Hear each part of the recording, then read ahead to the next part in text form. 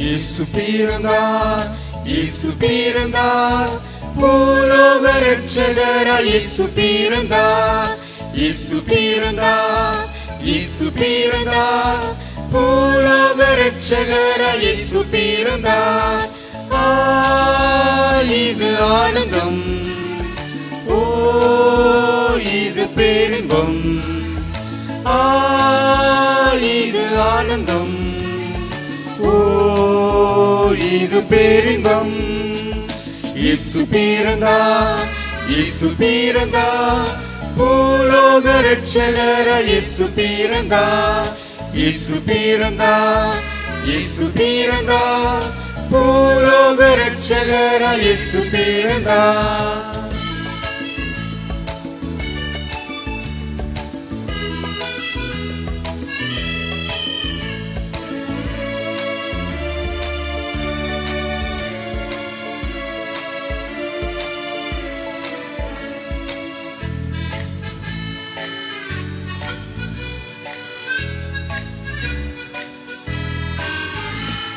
வானமே வையமே வானதூதர் கூட்டமே வாழ்த்து பாட வாருங்கள் வானவர் இயேசுவை. ராஜாதிராஜன் மண்ணில் பிறந்தார், ராஜாதிராஜன் மண்ணில் பிறந்தார். இவர் இம்மானுவேல் நம்முடனே இறுதி நாள் வரை கூட இருப்பார். இவர் இம்மானுவேல் நம்முடனே இறுதி நாள் வரை கூட இருப்பார்.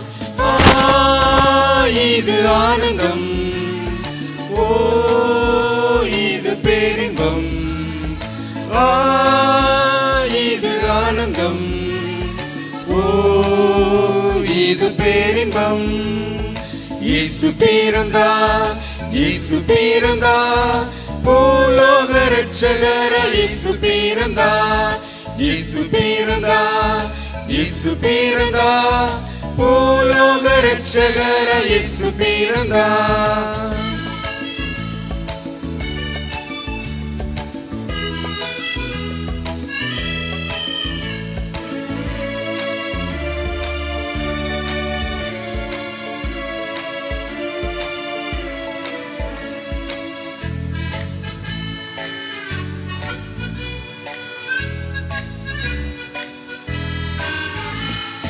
உன்னதத்தில் மகிமையே சமாதானம் பூவிலே மனுஷர் மேல் பிரியமாய் தேவாதி தேவன்தான் மாமரி மடியிலே இன்று பிறந்தார், மாமரி மடியிலே இன்று பிறந்தார்.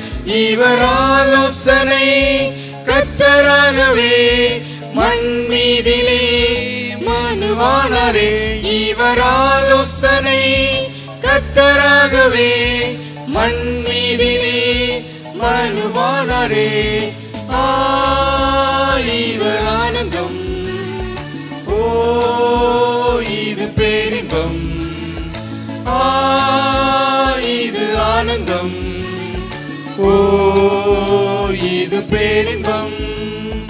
இயேசு பிறந்தார், இயேசு பிறந்தார், பூலோக இரட்சகராய் இயேசு பிறந்தார், இயேசு பிறந்தார், இயேசு பிறந்தார், பூலோக இரட்சகராய் இயேசு பிறந்தார்.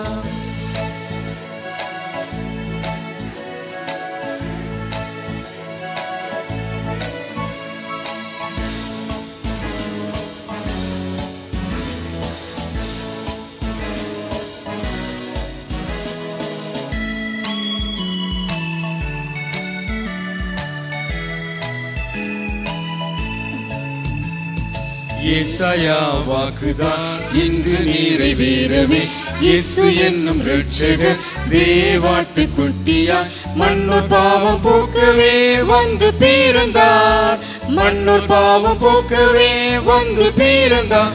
இவர் பாதம் பணிந்தே மீட்பை பெறுவோம், கீதம் பாடியே கொண்டாடுவோம். இவர் பாதம் பணிந்தே மீட்பை பெறுவோம், கீதம் பாடியே கொண்டாடுவோம். இது ஆனந்தம், ஓ இது பேரின்பம், இது ஆனந்தம், ஓ இது பேரின்பம். இயேசு பிறந்தார், இயேசு பிறந்தார், பூலோக ரட்சகராய் இயேசு பிறந்தார், இயேசு பிறந்தார், இயேசு பிறந்தார், பூலோக ரட்சகராய் இயேசு பிறந்தார். இயேசு கிறிஸ்துவின் இனிய நாமத்திலே உங்கள் அனைவருக்கும் எங்களுடைய அன்பான வாழ்த்துக்கள். வாரந்தோறும் காணொளி காட்சி மூலமாகவும் ஹெவன் டிவி மூலமாகவும் உங்கள் யாவரையும் சந்திப்பதிலே நாங்கள் மிகுந்த மகிழ்ச்சி அடைகிறோம். தேவனாகிய கர்த்தர் உங்கள் அனைவரையும் ஆசீர்வதிப்பாராக. கண்களை மூடி நாம் ஜெபிப்போம். சர்வ வல்லமையுள்ள எங்கள் தேவனாகிய கர்த்தாவே, நன்றி உள்ள உள்ளத்தோடு கர்த்தருடைய நாமத்தை மகிமைப்படுத்துகிறோம். உமக்கே ஸ்தோத்திரம் ஆண்டவரே. இந்த வேளையிலும் கர்த்தருடைய ஆவியானவர் எங்களோடு நீர் பேசுகிறீர். உம்முடைய வார்த்தைகளை எங்களுக்கு அருளுகிறீர். உம்முடைய வார்த்தைகளை கேட்கக்கூடிய அருமையான தேவ பிள்ளைகளை கர்த்தர் ஆசீர்வதித்து காக்கும்படியாய் வேண்டிக் கொள்கிறேன். உமக்கே மகிமை உண்டாகட்டும். கர்த்தருடைய நாமத்துக்கே மகிமை உண்டாவதாக. துதிகன மகிமை நமக்கு ஏறெடுக்கிறோம். இயேசு கிறிஸ்துவின் மூலமாய் வேண்டிக் கொள்கிறோம் பரிசுத்த பிதாவே, ஆமென். கர்த்தருடைய நாமத்துக்கு மகிமை உண்டாவதாக. லூக்காஸ் விசேஷம் 1 அதிகாரம் 78, 79 2 வசனங்களை வாசிக்கலாம். அந்தகாரத்திலும் மரண இருளிலும் உட்கார்ந்திருக்கிறவர்களுக்கு வெளிச்சம் தரவும், நம்முடைய கால்களை சமாதானத்தின் வழியிலே நடத்தவும், அவ்விரக்கத்தினாலே உன்னதத்திலிருந்து தோன்றிய அருணோதயம் நம்மை சந்தித்திருக்கிறது என்றான். கர்த்தருடைய நாமத்துக்கு மகிமை உண்டாவதாக. இங்கே சகரியா அவருடைய நாவின் கட்டுகள் அவிழ்க்கப்பட்ட பொழுது அவன் வாயை திறந்து அவன் பேசின கர்த்தருடைய தீர்க்க தரிசன வாக்கியங்கள்.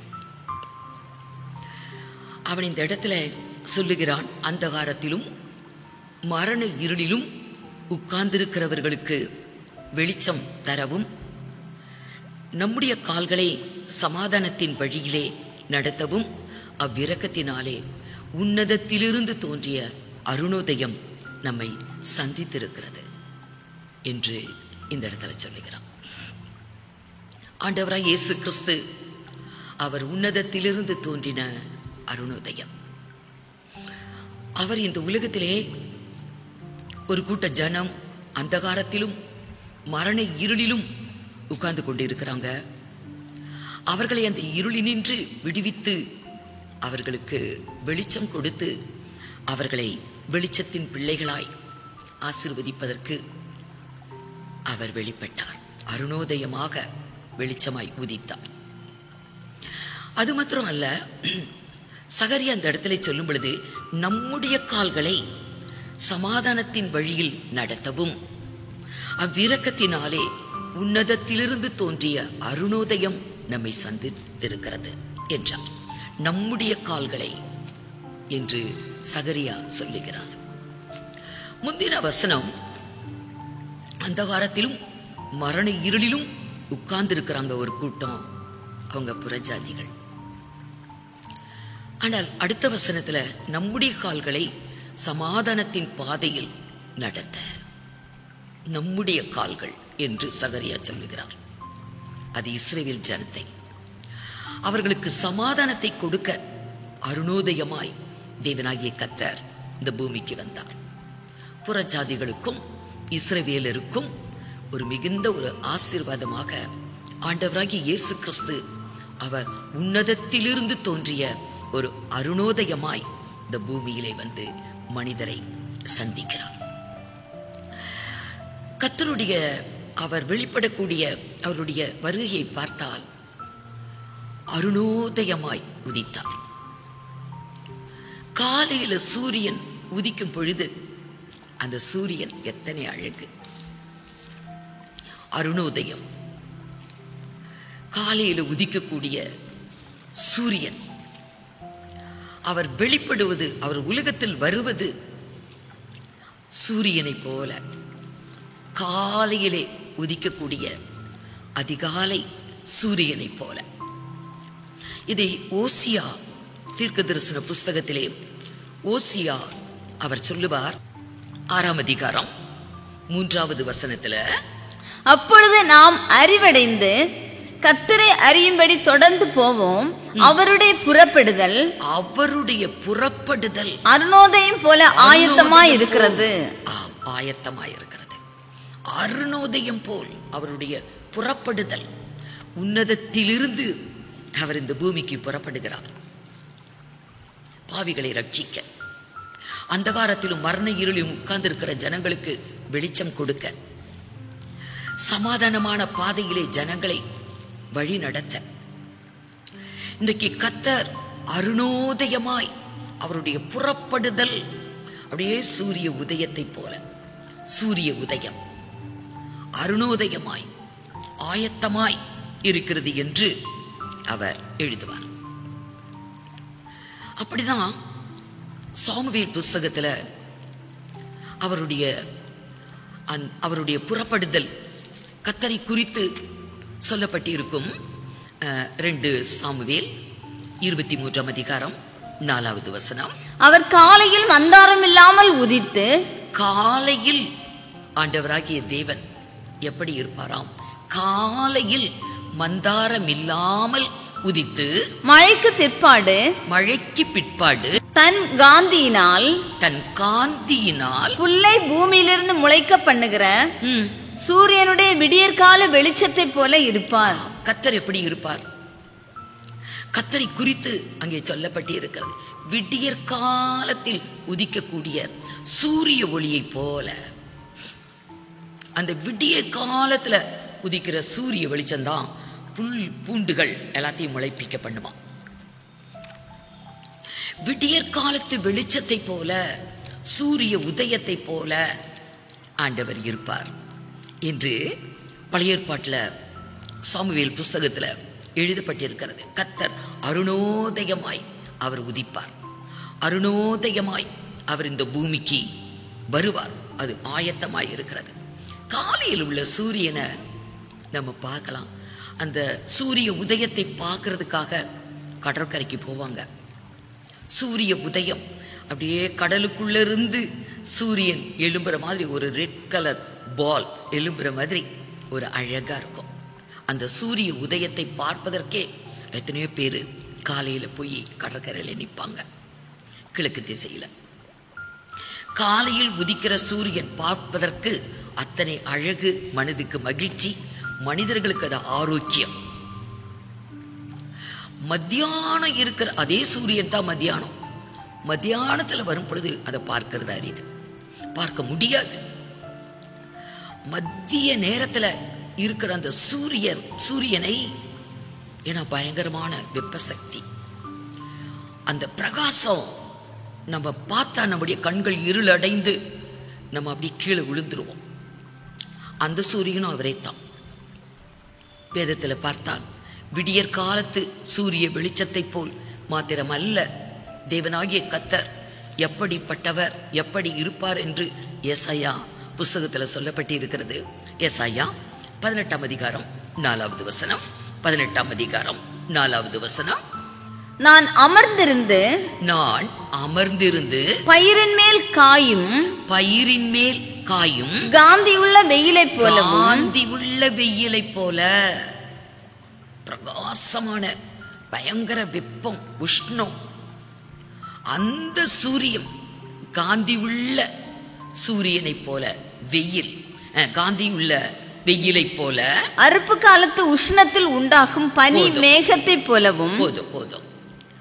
இப்போ காந்தி உள்ள வெயிலும் அவருதான். ஒரு குளிர்ச்சியாக, கண்களுக்கு அழகாக, நமக்கு ஆரோக்கியமாக, மனதுக்கு ஒரு சந்தோஷமாக, அருணோதயமாக உதிக்கிறதும் அவர்தான். ஆகவேதான் வேதத்துல சொல்லப்பட்டு இருக்கிறது, கர்த்தர் யார்? தேவனாகிய கர்த்தர். அவர் சூரியனும் கேடகமுமானவர். சூரியன் அவர்தான். அவர் சூரியனும் கேடகமுமானவர் என்று சங்கீதம் 84:11 சொல்லப்பட்டிருக்கும். சூரியன் அவர். ஆண்டவராகிய தேவன் அவர் சூரியனாய் இருக்கிறார். யோவான், அப்போஸ்தலனாகிய யோவான் தேவனுடைய வசனத்தின் நிமித்தமும் இயேசு கிறிஸ்துவை பற்றின சாட்சியின் நிமித்தமும் பத்மு என்ற தீவுல சிறை வைக்கப்பட்டிருந்தான். அவன் அந்த சிறை வைக்கப்பட்ட அந்த நாட்களிலே கர்த்தர் பிரத்யட்சமாய் அவனுக்கு தரிசனம் கொடுத்து கடைசி நாட்களிலே சம்பவிக்க வேண்டிய காரியங்களை எல்லாம், பரலோகம் எப்படி இருக்கும், பூலோகம் எப்படி இருக்கும், முடிவு எப்படி இருக்கும் என்பதை குறித்த வெளிப்பாடுகள், விசேஷங்கள் அவனுக்கு அறிவிக்கப்பட்டது. அப்படி கர்த்தர் வெளிப்படும் பொழுது கர்த்தரை அவன் தரிசிக்கிறான், பார்க்கிறான். அவருடைய முகம் பிரகாசிக்கிற சூரியனை போல் இருந்ததாம். கர்த்தருடைய முகம் சூரியனை போல. வெளிப்படுத்தல் 1 அதிகாரம் 16, 17. தமது வலது கரத்திலே 7 நட்சத்திரங்களை ஏந்தி கொண்டிருந்தார். அவர் வாயிலிருந்து இருபுறமும் கருக்குள்ள பட்டயம் புறப்பட்டது. அவருடைய முகம் வல்லமையாய் பிரகாசிக்கிற சூரியனை போல் இருந்தது. வல்லமையாய் பிரகாசிக்கிற சூரியனை போல. அவனால பார்க்கவே முடியல.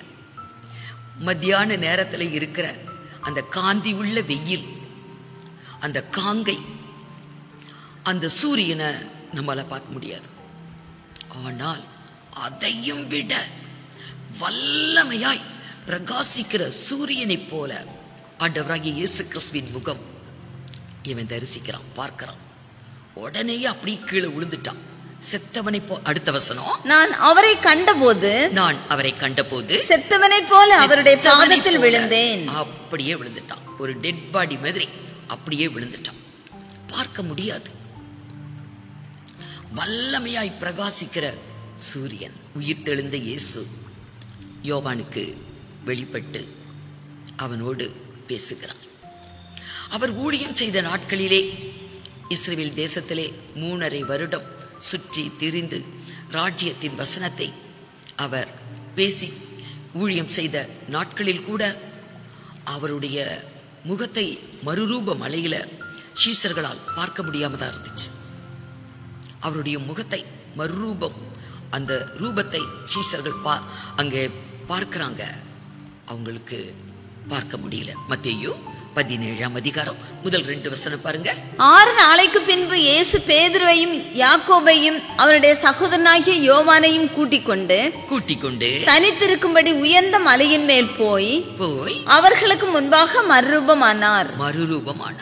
அப்படியே அவருடைய மறுரூபம், தேவன் அப்படிங்கிற ஒரு சாயல் இவங்க பார்க்கறாங்க. வாசிங்க. அவர் முகம் சூரியனை போல பிரகாசித்தது. சூரியனை போல பிரகாசித்தது. மோசேயும் எலியாவும் அவரோடு வந்து பேசுறாங்க. சிலுவையின் மரணத்தை குறித்த ஒரு சம்பாஷணை நடைபெறுகிறது. இவங்களுக்கு அப்போ ஒரு சுயமான, ஒரு நல்ல ஒரு தெளிவான பார்வை இல்லை. அவங்க பேசுறது கூட என்ன பேசன்னு தெரியாம எதையோ பேசுவாங்க அந்த 3 சீசர்கள். கர்த்தருடைய முகம், ஆண்டவராகிய இயேசு கிறிஸ்துவின் முகம் வல்லமையாய் பிரகாசிக்கிற ஒரு சூரிய பிரகாசம். அவர் சூரியன், ஆண்டவராகிய தேவன் சூரியனும் கெடவுமாய் இருக்கிறார் என்று சொல்லப்பட்டிருக்கிறது. அவர் சூரியன், நீதியின் சூரியன். அவருக்கு பயப்படுகிறவர்கள் மேல் நீதியின் சூரியன் உதிக்கும். அவர் அதன் சட்டைகளின் கீழே ஆரோக்கியம் உண்டாயிருக்கும். அவர்கள் வெளியே புறப்பட்டு போய் கொழுத்த கன்றுகளைப் போல வளர்க்கப்படுவார்கள் என்று மல்கியா 4 அதிகாரம் 2வது வசனத்துல எழுதப்பட்டிருக்கும். அவர் நீதியின் சூரியன், அவர் நீதியின் சூரியன். ஆகவே இந்த சூரியன் அது நமக்குரிய சூரியன். உன்னதத்திலிருந்து தோன்றின அருணோதயம் நம்மை சந்தித்திருக்கிறது. அந்த சூரியன் நமக்கு சொந்தம். ஆகவே வேதம் சொல்லுகிறது, உன் சூரியன், உன் சந்திரன் அது இனி அஸ்தமிக்காது. கர்த்தரே உனக்கு நித்திய வெளிச்சமாயிருப்பார். உன் சூரியன், நமக்கென்று ஒரு சூரியன், நமக்கென்று ஒரு சந்திரன் என்று இவ்வளவு சந்தோஷமா இருக்கிறது. எசாயா 60 அதிகாரம் 19 20 வசனங்கள்.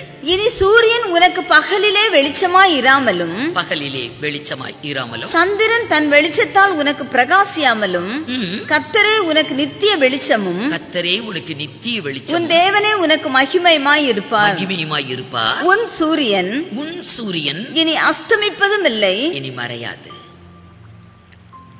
உலகத்தில் ஒரு சூரியன் இருக்கிறது. அது காலையில் தோன்றி மாலையில் மறைந்து விடுகிறது.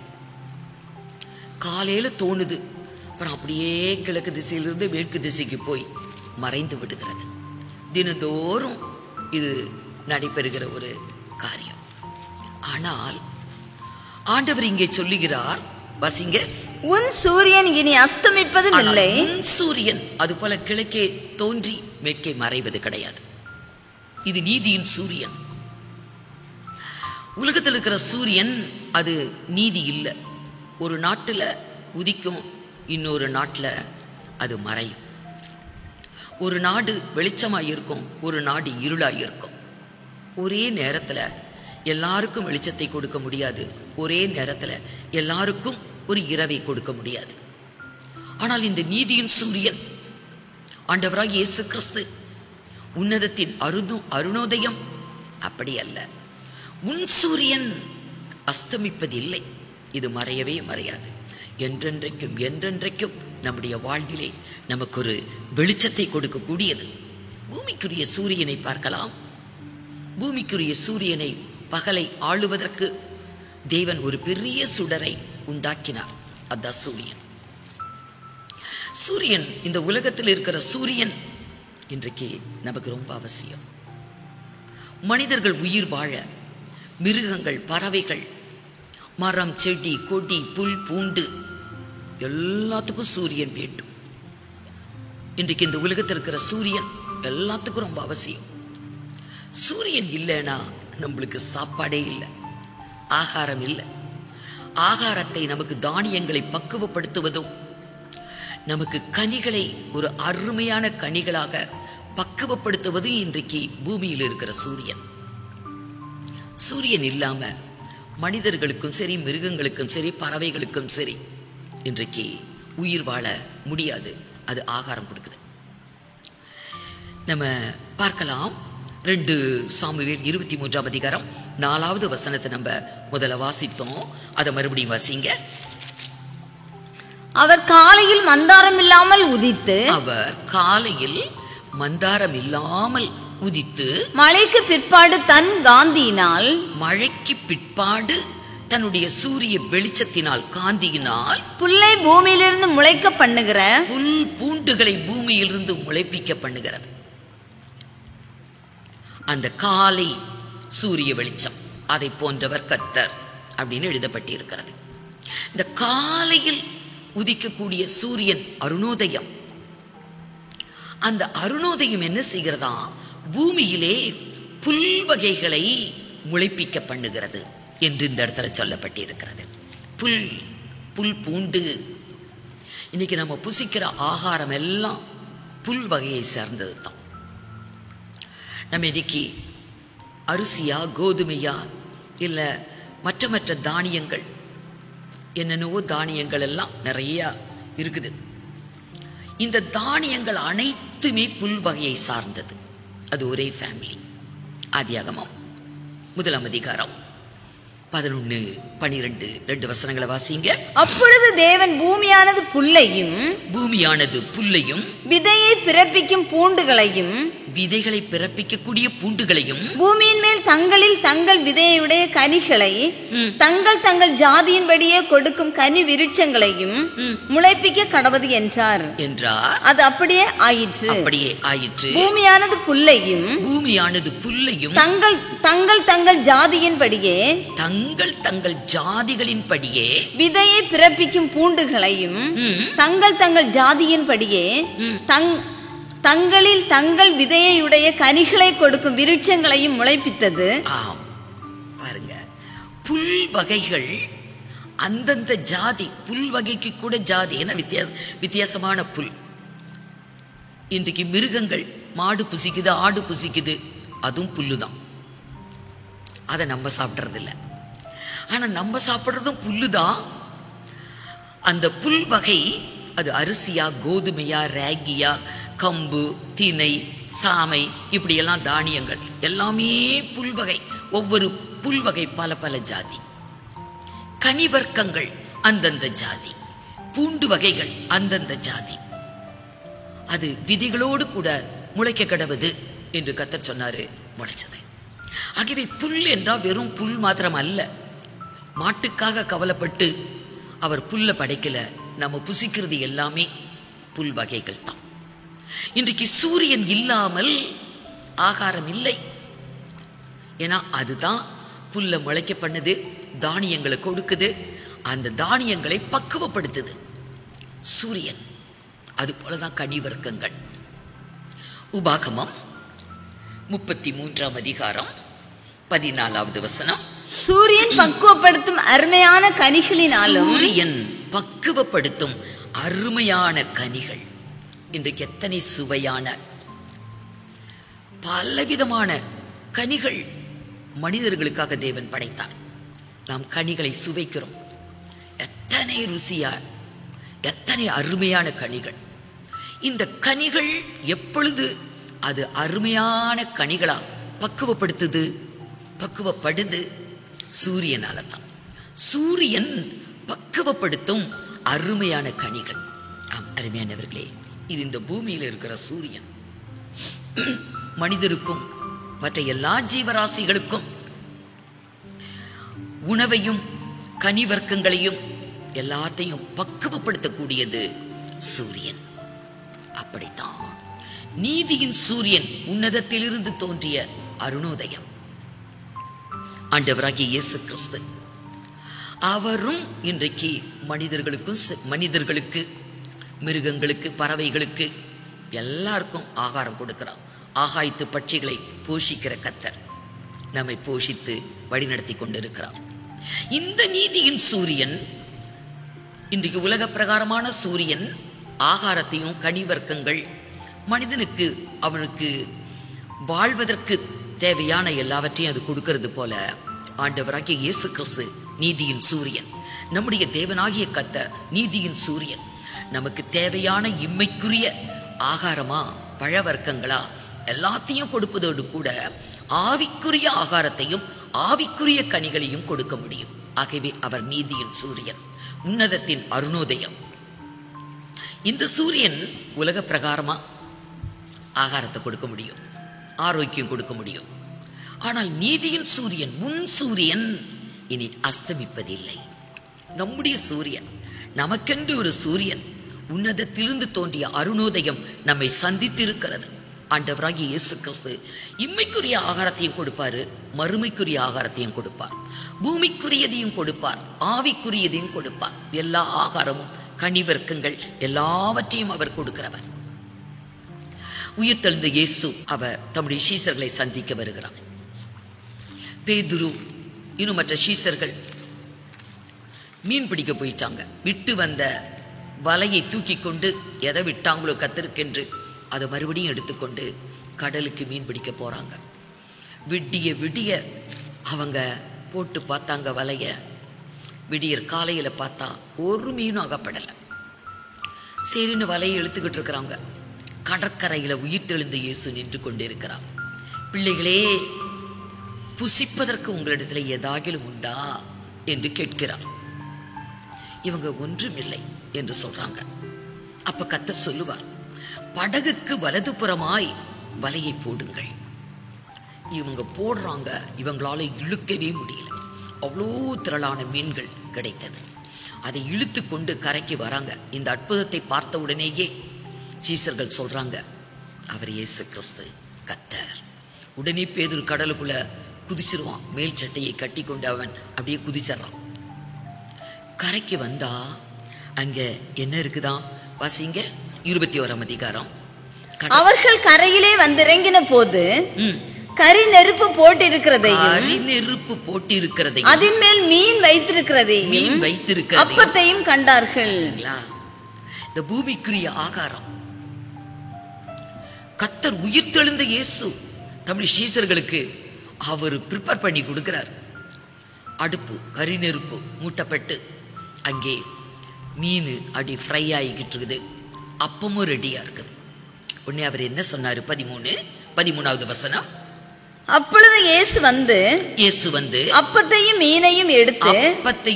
மீனையும் எடுத்து அவர்களுக்கு கொடுத்தார். புசியுங்கள்.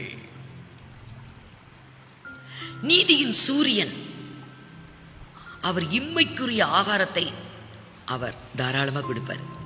எல்லாருக்கும் கொடுக்கிறார். எல்லா மனிதர்களுக்கும், மிருகங்கள், பறவைகள் எல்லாத்துக்கும் ஆகாரத்தை வாய்க்க பண்ணுகிறார். அப்படியே ஆவிக்குரிய ஆகாரத்தையும் கொடுக்கிறவர். ஆனால் இந்த பூமிக்குரிய சூரியன் உலக பிரகாரமான ஆகாரத்தை மாத்திரம் தான் கொடுக்க முடியும்.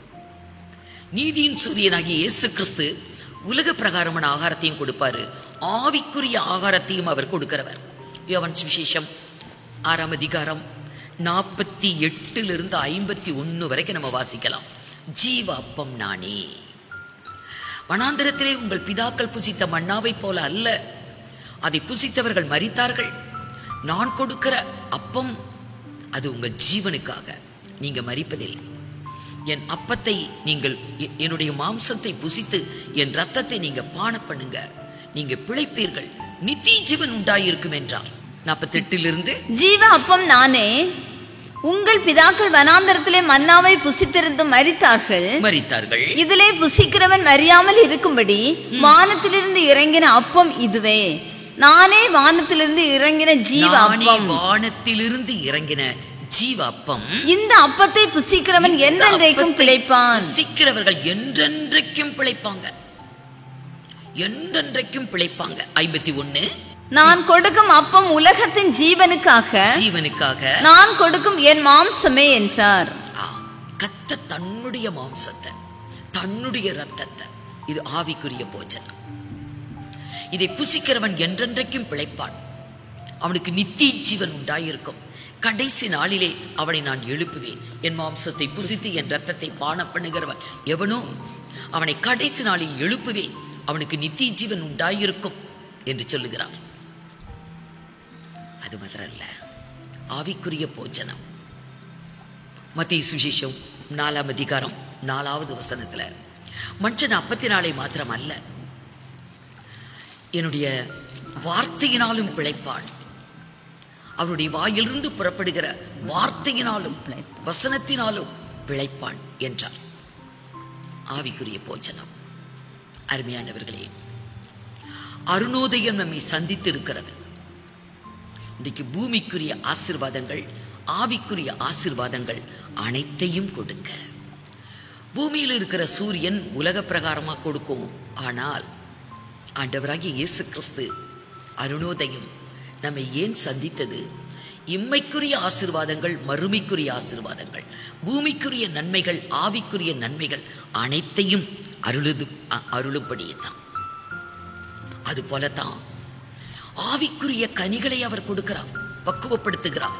எப்படி சூரியன் ஆகாரத்தையும் கனிகளையும் பக்குவப்படுத்திச்சோ, அதுபோல இவர் நம்முடைய வாழ்விலே கனிகளை பக்குவப்படுத்துகிறார். ஆவிக்குரிய கனிகள், பூமிக்குரிய கனிகளையும் அவர் கொடுக்கிறார். அவருக்கும் கனிகள் என்றால் இஷ்டம். காலையில கர்த்தருக்கு பசி உண்டானது. அவர் எருசலேமுக்கு போகிற வழியில ஒரு அத்தி மரத்தை பார்த்து கனிகளை தேடினார். அந்த மரத்துல கனிகள் இல்லை. இனி ஒரு காலம் உன்னிடத்திலே கனி உண்டாகாதிருக்க கடவுது என்று சபித்தார். பசி காலையில கனிகளை தேடுகிறார். அவருக்கும் கனினா இஷ்டம். நமக்கும் இன்றைக்கு கர்த்தர் கனிகளை கொடுக்கிறார். ஆவிக்குரிய கனிகளையும் கொடுக்கிறார். ஆவிக்குரிய கனிகள் அப்படின்னே கனிகள் உண்டு. மன திரும்புதலுக்கேற்ற கனிகள், ரட்சிப்புக்கு ஏற்ற கனிகள், நீதியின் கனிகள், நற்கிரிகளாகிய கனிகள், உதட்டின் கனியாகிய ஸ்தோத்திர பலி, தேவனுக்கேற்ற கனிகள், இப்படி எல்லாம் வேதத்தில் எழுதப்பட்டு இருக்கிறது. இவ்வளவு கனிகளையும் நம்முடைய வாழ்விலே பக்குவப்படுத்துகிறார். ஆவிக்குரிய போஜனத்தாலும் ஆவிக்குரிய கனிகளாலும் கர்த்தர் நம்மை நிரப்புகிறார். இது உலக பிரகாரமான சூரியன் கொடுக்க முடியாது. இது உன்னதத்திலிருந்து தோன்றிய அருணோதயம், அதுதான் செய்ய முடியும். ஆகவே இப்படிப்பட்டதான பூமிக்குரிய ஆவிக்குரிய மேன்மைகள், ஆசீர்வாதங்கள், நன்மைகள் என்பது உலகத்துல எல்லாருக்கும் கிடைக்கிறது இல்லை. யாரை சந்திக்கிறாரோ அவர்களுக்குத்தான். இப்ப வாசிக்கலாம். லூக்கா சுவிசேஷம் 1:78 வசனம். அந்தகாரத்திலும் மரண இருளிலும் உட்கார்ந்திருக்கிறவர்களுக்கு வெளிச்சம் தரவும். அருணோதயம் யாரை சந்தித்தது? உன்னதத்திலிருந்து தோன்றிய அருணோதயம் நம்மை சந்தித்திருக்கிறது என்று சகரியா சொன்னாரே. யாரை சந்தித்தது? இருளுக்குள்ளும் அந்தகாரத்துக்குள்ளும் மரண இருளிலும் அந்தகாரத்திலும் உட்கார்ந்திருக்கிறவர்களை வந்து சந்தித்ததா. இது இருளுக்குள்ள இருக்கிறவங்க, அந்தகாரத்துல இருக்கிறவங்க, அவர்கள் புறஜாதி என்று சொல்லப்பட்டிருக்கிறது. புறஜாதிகளின் பட்டணம், இருளுக்குள் இருந்த புறஜாதிகளின் பட்டணத்துக்கு வெளிச்சம் வந்தது. இயேசு அங்க போனார். அது இருளுக்குள் இருந்த புறஜாதிகளின் பட்டணத்துக்கு பெரிய ஒரு வெளிச்சம் உண்டானது என்று வேதத்தில் சொல்லப்பட்டிருக்கும். மத்தேயு சுவிசேஷம் 4:14-15-16. கடற்கரை அருகிலும் யோர்தானுக்கு அப்புறத்திலும் உள்ள செபுலோன் நாடும் நப்தலி நாடும் ஆகிய புறஜாதியாருடைய கலிலேயாவிலே இருளில் இருக்கும் ஜனங்கள் பெரிய வெளிச்சத்தை கண்டார்கள். புறஜாதிகள் அப்படின்னாலே அவங்க இருளுக்குள்ள இருக்கிறாங்க. மெய்யான தெய்வத்தை அறியாதவர்கள், ரட்சிப்பை அறியாதவர்கள், கர்த்தரை குறித்து அறியாதவர்கள், இயற்கையை வணங்கிக் கொண்டு இன்னைக்கு அவங்க பொய்யான ஒரு தெய்வம் என்ற பெயரில் எதையோ இன்னைக்கு வழிபட்டு கொண்டு இருப்பாங்க புறஜாதிகள். அந்த புறஜாதிகள் அவர்கள் இருளுக்குள்ளே இருக்கிறாங்க. ஆண்டவராகிய இயேசு அருணோதயமாய் உதித்தார். இருளுக்குள் இருக்கிறவர்களுக்கும் அந்தகாரத்தில் இருக்கிறவர்களையும் அவர் வந்து சந்திக்கிறார். இது ஏசாயா 9:3 அவன் தீர்க்க தரிசனமாய் உரைத்த வாக்கு. அந்த தீர்க்க தரிசன வார்த்தை நிறைவேறும்படிதான் ஆண்டவராய் இயேசு அந்த கலிலேயா கடற்கரைக்கு போறார். அந்த கடற்கரை பகுதியில் இருக்கக்கூடிய புறஜாதிகளின் பட்டணங்களுக்கு போறார். அங்க போகும்போது அவர்களுக்கு வெளிச்சம் உண்டாயிற்று. கர்த்தர் எங்க போறாரோ அங்க வெளிச்சம் கிடைக்கும். இப்ப வாசிங்க 15-16. இருளில் இருக்கும் ஜனங்கள் பெரிய வெளிச்சத்தை கண்டார்கள். இயேசு அங்க போகிறார் புறஜாதிகள் பட்டணத்துக்கு. அவங்க வாழ்விலே ஒரு பெரிய வெளிச்சம்.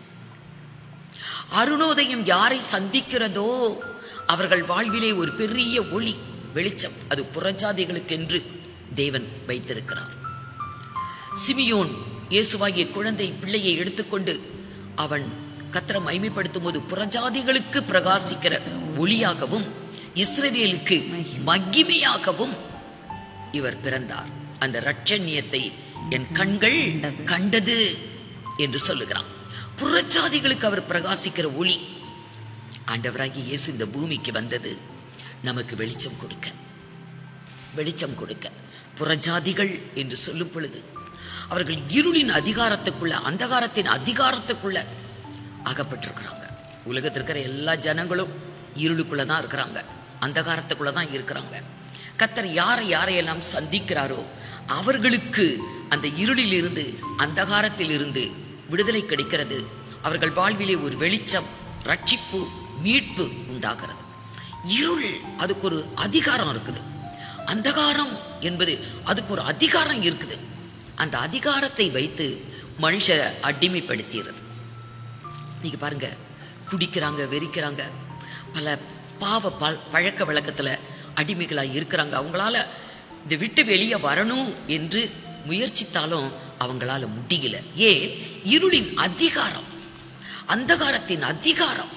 ஆண்டவராகிய இயேசு இருளின் அதிகாரத்தினின்று நம்மை விடுவிக்க அருணோதயமாய் இந்த பூமிக்கு வந்தார். இருளின் அதிகாரம் என்று அப்போஸ்தலனாகிய பவுல் கொலோசியர் 1:13 அந்த இருளின் அதிகாரத்தை அவர் அங்கே சொல்லுவார். வாசிங்க. இருளின் அதிகாரத்தினின்று நம்மை விடுதலையாக்கி புறஜாதிகளுக்கு தேவன் கொடுக்கிற ஒரு பெரிய விடுதலை, மனுமக்களுக்கு தேவன் கொடுக்கிற ஒரு பெரிய விடுதலை. இருள், பிசாசு. அவனுடைய வாழ்விலே பாவங்கள், அக்கிரமங்கள் பெருகுது. அந்த இருள் அவனை அடிமைப்படுத்துது. மனிதன் அதை விட்டு வெளியே வர முடியல. வெளியே வர முடியாம தத்தளித்து கொண்டு இருக்கிறான், தவித்து கொண்டு இருக்கிறான். இருளின் அதிகாரம், பிசாசின் இருள், அதனுடைய அதிகாரம். அந்தகாரம் என்பதும் அதுக்கும் அதிகாரம் உண்டு. லூக்கா சுவிசேஷம் 22ஆம் அதிகாரம் 53வது வசனம். நான் தினந்தோறும் தேவாலயத்தில் உங்களுடனே கூட இருக்கையில் நீங்கள் என்னை பிடிக்க கை நீட்டவில்லை. இதுவோ உங்களுடைய வேலையும், இதுவோ உங்களுடைய வேலையும் அந்தகாரத்தின் அதிகாரமாய் இருக்கிறது. அதிகாரமாய் இருக்கிறது. அந்தகாரம், அதுக்கு ஒரு அதிகாரம் இருக்கிறது. இன்றைக்கு உலகத்துல மனுமக்களை இருளின் அதிகாரமும் அந்தகாரத்தின் அதிகாரமும் இன்றைக்கு அடிமைப்படுத்தி வைத்திருக்கிறது. பாவத்துக்குள்ள உழன்று கொண்டிருக்கிறான், அக்கிரமத்திலே உழன்று கொண்டிருக்கிறான். ஆண்டவராகிய இயேசு அவன் வாழ்விலே உதயமாகிறார். அவனோட வாழ்விலே விடுதலை இருக்குது. அவனுக்கு இம்மைக்குரிய ஆசீர்வாதங்கள், மறுமைக்குரிய ஆசீர்வாதங்கள், பூமிக்குரிய ஆசீர்வாதங்கள், ஆவிக்குரிய ஆசீர்வாதங்கள் அனைத்தையும் அவன் பெற்றுக்கொள்ள முடியும். தேவனாகிய கர்த்தர் இந்த புறஜாதி என்று சொல்லக்கூடிய புறஜாதியில் இருந்து ஒரு கூட்டத்தை அவர் வெளிச்சத்துக்குள்ள கொண்டு வருகிறார். ஒரு கூட்டத்தை தம்முடைய நாமத்துக்கென்று அவர் ரட்சிக்கிறார். எல்லாருக்கும் அந்த ரட்சிப்பு கிடைக்கணும். ஏன்னா மனுஷர் எல்லாரும் ரட்சிக்கப்பட வேண்டும் என்பது தேவனோட சித்தம். மனுஷர் எல்லாரும் ரட்சிக்கப்படுவதும் சத்தியத்தை அறியக்கூடிய அறிவை அடைவதும் தேவனோட சித்தம் என்று வேதம் சொல்லுகிறது. ஆனா எல்லாரும் ஏற்றுக்கொள்ளுகிறது இல்லை. இப்பிரபஞ்சத்தின் தேவன் பிசாசு அவருடைய மனதை குருடாக்கினான். அவருடைய கண்கள் குருடாக்கப்பட்டு இருக்கிறது. உலகத்துல எல்லா காரியமும் தெரியும், ஆனா கர்த்தரை குறித்து மாத்திரம் அவங்க ஏத்துக்கிற மாட்டாங்க, அறிஞ்சுக்கிற மாட்டாங்க, அதை உணர மாட்டாங்க. அப்படி எவ்வளோ ஜனக்கூட்டம் இருக்குது. ஆகிலும் கர்த்தர் புறஜாதியிலிருந்து தமக்கென்று ஒரு ஜனக்கூட்டத்தை அவர் மீட்கிறார். அவருக்காக புறஜாதியிலிருந்து ஒரு கூட்டத்தை, ஒரு பங்கு ஜனத்தை தமக்கென்று, தம்முடைய நாம மகிமைக்கென்று அவர் ரட்சிக்கிறார். பாருங்க, அப்போஸ்தலர் 15ஆம் அதிகாரம் 14வது வசனம். தேவன் புறஜாதிகளில் நின்று தமது நாமத்திற்காக ஒரு ஜனத்தை தெரிந்து கொள்ளும்படி, ஒரு கூட்ட ஜனத்தை கர்த்தர் தெரிந்து கொள்ளுகிறார். ஒரு கூட்ட ஜனத்தை தெரிந்து கொள்ளும்படி அவர்களை சந்திக்கிறார். உன்னதத்திலிருந்து தோன்றிய அருணோதயம் புறஜாதிகளை சந்திக்கிறது. இருளிலும் அந்தகாரத்திலும், மரண இருளிலும் அந்தகாரத்திலும் உட்கார்ந்திருக்கிறவர்களுக்கு வெளிச்சம் கொடுக்க உன்னதத்திலிருந்து தோன்றிய அருணோதயம். ஆண்டவராய் இயேசு கிறிஸ்து இந்த பூமிக்கு வந்தார். அவர்களை ரட்சிக்க பூமிக்கு வந்தார். ஆனா உண்மையா ஆண்டவராய் இயேசு கிறிஸ்து அவர் வந்தார், பூமியிலே வந்தார் என்றால் முதலாவது நம்மளை நினைச்சு அவர் வரல. ஆண்டவராய் இயேசு கிறிஸ்து இஸ்ரவேல் ஜனத்துக்காக தான் வந்தார். அவர்களுடைய ரட்சிப்புக்காக தான் வந்தார். அவர்களை மீட்க தான் வந்தார். லூக்கா சுவிசேஷம் 1ஆம் அதிகாரம் 74-75. தமது ஜனத்தை சந்தித்து மீட்டுக்கொண்டு, தமது ஜனத்தை சந்தித்து அவர்களை மீட்டுக்கொண்டு, நம்முடைய சத்துருக்களின் என்றும் நம்மை பகைக்கிற யாவருடைய கைகளின் என்றும், நம்மை பகைக்கிறவர்கள் கைகளில் நின்றும் நம்மை ரட்சிக்கும்படிக்கு தம்முடைய தாசனாகிய தாவீதின் வம்சத்திலே நமக்கு இரட்சணிய கொம்பை ஏற்படுத்தினார். சகரியா உரைத்த தீர்க்க தரிசனம். சகரியா சொல்லும்போது நமக்கு என்று இஸ்ரவேலை குறிப்பிட்டு சொல்லுகிறார். ஆண்டவராகிய இயேசு கிறிஸ்து அருணோதயமாய் ஏன் உதித்தாராம்? நம்மை மீட்டுக்கொண்டு. இஸ்ரவேலுக்கு தான் மீட்பு. நம்மை மீட்டுக்கொண்டு, நம்முடைய சத்துருக்கள், நம்மை பகைக்கிறவர்கள் யாவருடைய கைகளினின்றும் நம்மை விடுவிக்க. இஸ்ரவேலுக்கு அன்று முதல் இன்று வரை நிறைய சத்துருக்கள், பகைக்கிறவங்க நிறைய இருக்கிறாங்க. பகைக்கிறவர்கள் சத்துருக்கள். பகைக்கிறவர்கள் அந்த முஸ்லிம் கண்ட்ரி, அரேபியர்கள், சுற்றிலும் இருக்கிற அரேபியா நாடுகள் அனைத்துமே இஸ்ரவேலை பகைக்கிறவங்க தான்.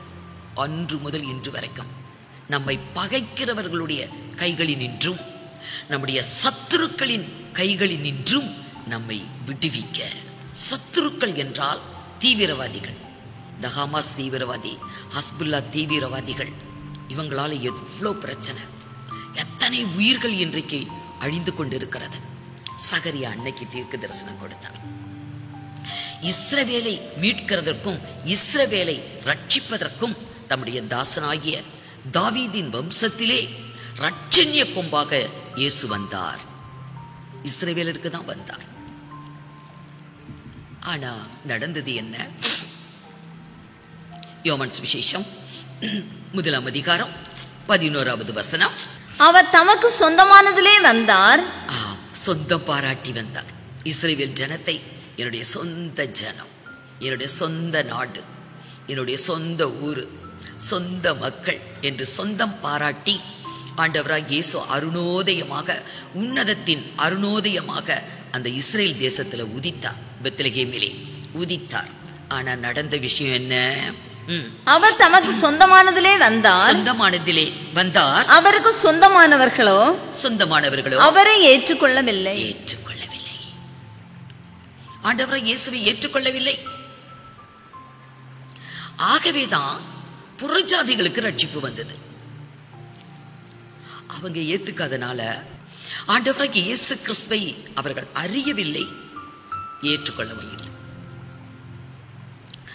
அவர்கள் கால்களைத்தான் சமாதானத்தின் பாதையிலே நடத்துவதற்கு உன்னதத்தில் இருந்த அருணோதயமாய் தோன்றினார் என்று லூக்கா 1:79 பார்த்தோம். அவர்கள் கால்களை சமாதானத்தின் பாதையில் நடத்த வந்தவரை, மேசியாவை அவங்க ஏத்துக்கல, அறியல. அவர் சமாதான பிரபு, சமாதான காரணர், அவர் சமாதானத்தின் தேவன், அவர் சமாதானத்தை அருளுகிறவர், சமாதானத்தை அவர்களுக்கு கொடுப்பதற்காக வந்தார். அறியாதனால தான் இஸ்ரவேல் ஜனங்கள் இன்று வரை சமாதானத்தை அடைய முடியவில்லை. ஏன்னா சுற்றிலும் பகைக்கிறவங்க, அவங்க நாட்டுக்குள்ளேயே பலஸ்தீனாவில் சத்துருக்கள், தீவிரவாதிகள், இப்படி 2 நாளையும் அன்று முதல் இன்று வரைக்கும் பாருங்க. இயேசு கிறிஸ்து காலத்துல கூட தீவிரவாத இயக்கங்கள் இருந்தது. செலோத்தே என்ற ஒரு தீவிரவாத இயக்கம். அதுல இருந்து, தீவிரவாத இயக்கத்திலிருந்து ஒருவன் ரட்சிக்கப்பட்டான், சீமோன். செலோத்தே என்று சொல்லப்பட்ட சீமோன், அவன் தீவிரவாதி. பரபாஸ், அவன் ஒரு தீவிரவாதி. அன்றைக்கும் தீவிரவாதிகள் இருந்தாங்க, கலகக்காரர்கள் இருந்தாங்க, கிளர்ச்சியாளர்கள் இருந்தாங்க, இன்றைக்கும் இருக்கிறாங்க.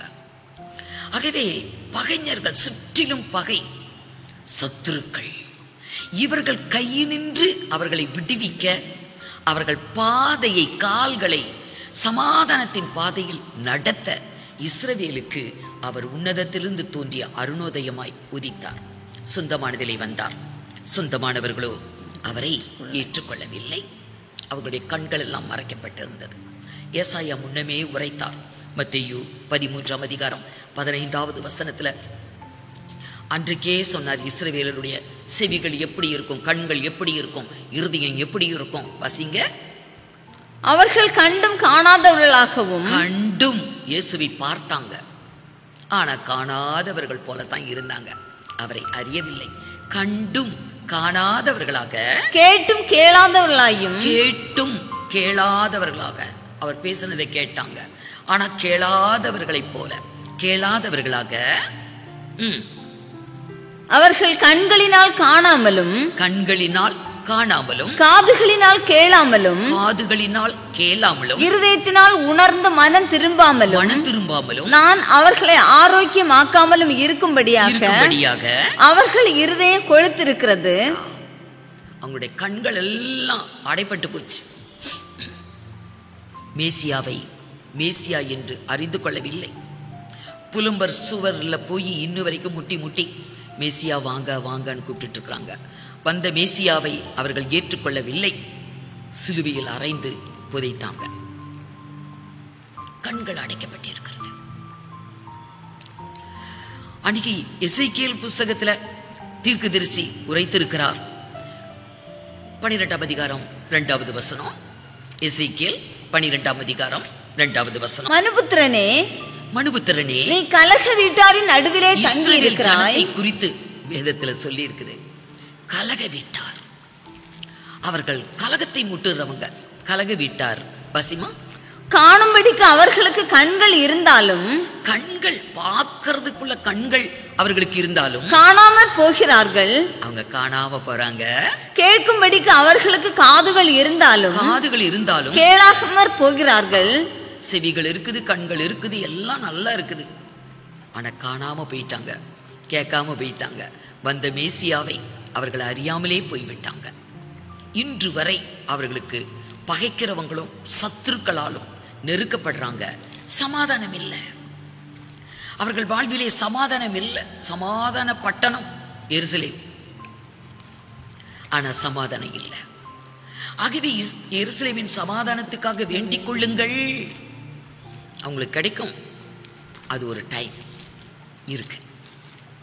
எருசலேமின் சமாதானத்துக்காக வேண்டிக் கொள்ளுங்கள். சமாதானம் இல்லை. சமாதான பிரபுவை அறியாமல் போனபடியால், சமாதான காரணரை அறியாமல் போனபடியால் அவர்களுக்கு சமாதானம் இல்லை. அவர்களுக்காகவே அவர் இந்த பூமிக்கு வந்தார்.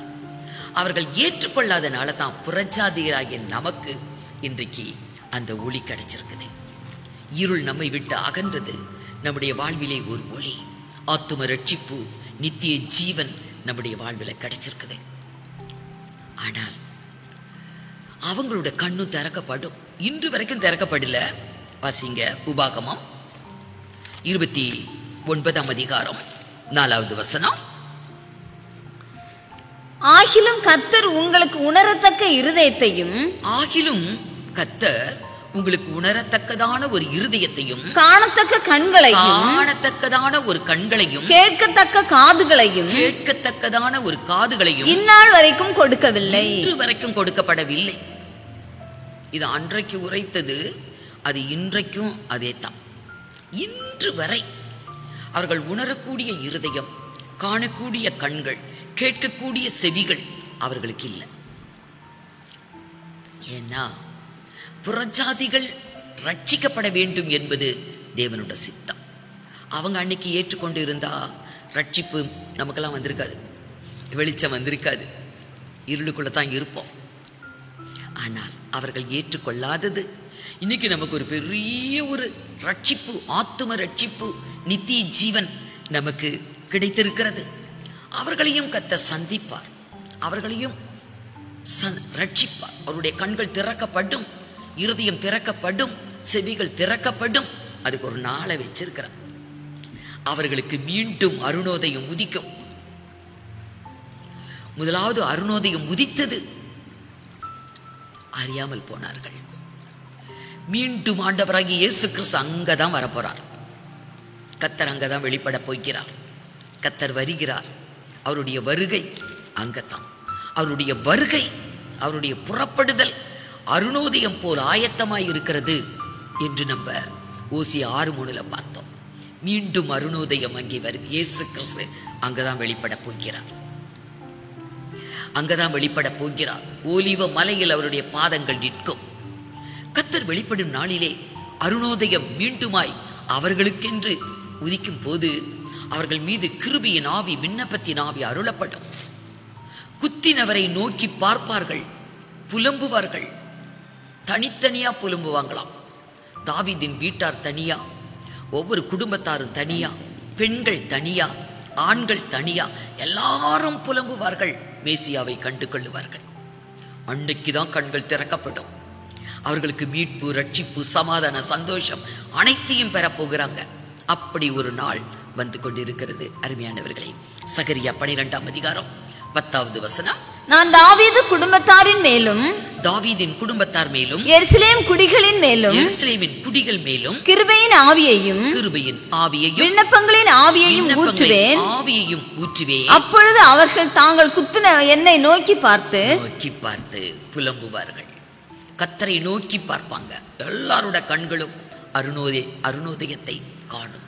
உன்னதத்தின் அருணோதயம் அன்றைக்கு அவங்களுக்கு வெளிப்படும். இவர் தான் மேசியா என்பதை அறிந்து கொள்ளுவாங்க. அவர்களுக்கு மீட்பு, ரட்சிப்பு, சமாதானம் எல்லாமே கிடைக்கும். இன்றைக்கு கிடைக்காத ஆவிக்குரிய அனைத்து ஆசீர்வாதங்களையும் பெற்றுக்கொள்வார்கள். புலம்பி அழுவாங்க. கீழே தொடர்ந்து வாசிங்க. ஒருவன் தன் ஒரே பேரானவனுக்காக புலம்புகிறது போல எனக்காக புலம்பி கர்த்தருக்காக புலம்புவாங்க. கீழே வாசித்தா ஸ்திரீகள் தனியா, புருஷர்கள் தனியா, குடும்பமா தனியா, வம்சமா எல்லாரும் புலம்பி அழுவாங்க. அவ்வளோ பெரிய புலம்பலா இருக்கும். ஆண்டவர் இயேசு கிறிஸ்து அவர்களுடைய அழுக்கை நீக்கி அவர்களை சுத்திகரித்து பரிசுத்தமாக்குவார். சகரியா 13ஆம் அதிகாரம் 1 வசனம். அந்நாளிலே பாவத்தையும் அழுக்கையும் நீக்க, அவர்களுடைய பாவத்தையும் அவர்களுடைய அழுக்கையும் நீக்குவதற்கு தாவீதின் குடும்பத்தாருக்கு எருசலேமின் குடிகளுக்கும் திறக்கப்பட்ட ஒரு ஊற்று உண்டாயிருக்கும். ஜீவ ஊற்று ஆண்டவராகிய இயேசு. இஸ்ரவேலிலே எல்லாரும் ரட்சிக்கப்படுவாங்க. புறஜாதியில அவருடைய நாமத்துக்கென்று ஒரு கூட்டம் என்று பார்த்தோம். புறஜாதியிலே ஒரு கூட்ட ஜனம்.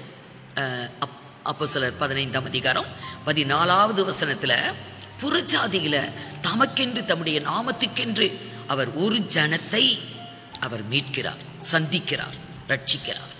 ஆனா இஸ்ரவேலிலே அனைவருக்கும் ரட்சிப்பு. ரோமருக்கு எழுதின நிருபம் 11ஆம் அதிகாரம் 26, 27 வசிங்க. இந்த பிரகாரம் இஸ்ரவேலர் எல்லாரும் ரட்சிக்கப்படுவார்கள். பிரகாரம் இஸ்ரவேலிலே எல்லாரும் ரட்சிக்கப்படுவார்கள். மீட்கிறவர் சியோனிலிருந்து வந்து அவபக்தியை யாக்கோபை விட்டு விலக்குவார் என்றும், நான் அவர்களுடைய பாவங்களை நீக்கும் போது இதுவே நான் அவர்களுடனே செய்யும் உடன்படிக்கை என்றும் எழுதியிருக்கிறது. கர்த்தர் அவர்களை மீட்கிறவர், ரட்சிக்கிறவர். ஆனா இன்றைக்கு அவர்களுக்கு மீட்பில்லை, ரட்சிப்பில்லை. சுற்றிலும் பகைக்கிறவர்களும் சத்துருக்களும். சமாதானம் இல்லை, இன்று வரை சமாதானம் இல்லை. ஆகவே அவர்களுடைய சமாதானத்துக்காக வேண்டிக் கொள்ளுங்கள் என்று வேதம் நமக்கு முன்னறிவித்திருக்கிறது. அருமையானவர்களே, ஆண்டவராகிய இயேசு கிறிஸ்து அருணோதயமாய், உன்னதத்தின் அருணோதயமாய் புறஜாதிகளுக்கும் இஸ்ரவேலுக்கும் அவர் வெளிப்பட்டார். இன்றைக்கு புறஜாதிகள் நாம் எல்லாரும் அவருடைய ரட்சிப்பை கண்டு கொண்டோம். நம்மில் அநேகர் இன்னும் அதை பெறவில்லை. அதற்காகவும் நம்ம வேண்டுதல் செய்யணும். இஸ்ரவேலருக்கும் தேவன் பெரிதான ஒரு ரட்சிப்பை அருளப் போகிறார். ஆகவே இன்றைக்கு கர்த்தர் நமக்கு பாராட்டின இவ்வளோ பெரிதான தயவுக்காக நம்ம கர்த்தரை அதிகமாய் மகிமைப்படுத்த கடமைப்பட்டு இருக்கிறோம். தேவனாகிய கர்த்தர் உங்கள் அனைவரையும் ஆசீர்வதிப்பாராக. கண்களை மூடி நாம் ஜெபிப்போம். சர்வ வல்லமையுள்ள எங்கள் தேவனாகிய கர்த்தாவே, நன்றி உள்ள இருதயத்தோடு கர்த்தருடைய நாமத்தை மகிமைப்படுத்துகிறோம். ஆண்டவரே இயேசுவே, இருளுக்குள் அந்தகாரத்துக்குள் வாழ்ந்து கொண்டிருந்த எங்களுக்கு வெளிச்சம் கொடுக்க அருணோதயமாய் நீர் உதித்தீரே. ஆண்டவரே உமக்கு ஸ்தோத்திரம். நீதியின் சூரியனாய் எங்கள் வாழ்விலே ஆண்டவரே உமக்கு ஸ்தோத்திரம். நீர் பிரகாசிக்கிறபடியால் மகிமை. ஆண்டவரே, உன் சூரியன் அஸ்தமிப்பதில்லை என்று எழுதப்பட்டிருக்கிறது. கர்த்தர் எங்கள் வாழ்விலே நித்திய வெளிச்சமாய் இருக்கிறபடியால் இருளின் அதிகாரமோ அந்தகாரத்தின் அதிகாரமோ எங்களை மேற்கொள்ளுவதில்லை. ஆம் ஆண்டவரே, கர்த்தருக்கு மகிமை, கர்த்தருடைய நாமத்துக்கு மகிமை. அப்படிப்பட்டதான மேன்மையான ரட்சிப்பை இஸ்ரவேலுக்கும் நீர் வைத்திருக்கிறபடியால் உமக்கு ஸ்தோத்திரம், கோடா கோடி ஸ்தோத்திரம். ஆண்டவரே, உமக்கே மகிமையை ஏறெடுக்கிறோம். கர்த்தருடைய நாமத்துக்கு மகிமையை ஏறெடுக்கிறோம். நீர் இந்த பூமிக்கு மனிதனாய் வந்து நீர் எங்களுக்கு உண்டு பண்ணின இந்த மேன்மையான ரட்சிப்பை குறித்து நாங்கள் மற்றவர்களுக்கு அறிவிக்க, ஆண்டவரே, நாங்கள் பெற்றுக்கொண்ட இந்த சந்தோஷம், விடுதலை அனைவருடைய வாழ்விலும் உண்டாக நாங்களும் பிரயாசப்பட எங்களுக்கு கிருபை தாரும். இந்த வார்த்தைகளை கேட்கிற அருமையான தேவ பிள்ளைகளை ஆசீர்வதிங்க. உமக்கே ஸ்தோத்திரம், கோடா கொடி ஸ்தோத்திரம். துதிகன மகிமையை நமக்கு ஏறெடுக்கிறோம். இயேசு கிறிஸ்துவின் மூலமாய் வேண்டிக் கொள்கிறோம் பரிசுத்த பிதாவே, ஆமென். என் ஆத்துமாவே கர்த்தரை ஸ்தோத்திரி, என் முழுவுலமேருடைய பரிசுத்த நாமத்தை ஸ்தோத்திரி. என் ஆத்துமாவே கர்த்தரை ஸ்தோத்திரி, அவர் செய்த சகல உபகாரங்களையும் மறவாதே.